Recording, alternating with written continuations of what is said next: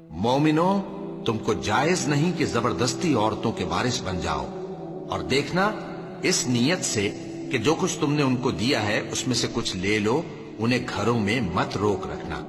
हाँ, अगर वो खुले तौर पर बदकारी की मुर्तकिब हों तो और बात है, और उनके साथ अच्छी तरह से रहो सहो।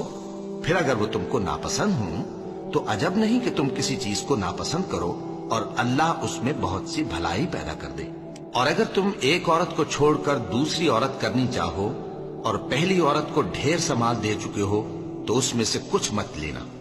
भला तुम बुहतान लगाकर और खुला गुनाह करके अपना माल उससे वापस लोगे?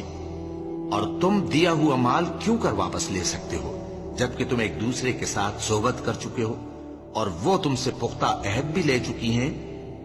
मर्द औरतों पर हाकिम है, इसलिए कि अल्लाह ने बास को बास से अफजल बनाया है, और इसलिए भी कि मर्द अपना माल खर्च करते हैं। तो जो नेक बीबियां हैं वो फर्माबरदार होती हैं और उनके पीठ पीछे अल्लाह की हिफाजत में माल और आबरू की खबरदारी करती हैं।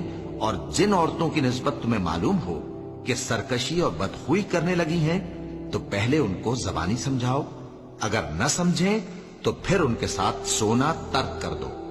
अगर उस पर भी बाज ना आए तो जदोकोब करो। फिर अगर तुम्हारा कहना मान लें तो फिर उनको ईजा देने का कोई बहाना मत ढूंढो। बेशक अल्लाह बहुत ऊंचा है, बड़ा है। और अगर तुम लोगों को मालूम हो कि मियां बीवी में अनबन है तो एक मुंसिफ मर्द के खानदान में से और एक मुंसिफ औरत के खानदान में से मुकर्रर करो। वो अगर सुलह करा देनी चाहेंगे तो अल्लाह उनमें मुवाफिकत पैदा कर देगा। कुछ शक नहीं कि अल्लाह सब कुछ जानता है, सब बातों से खबरदार है।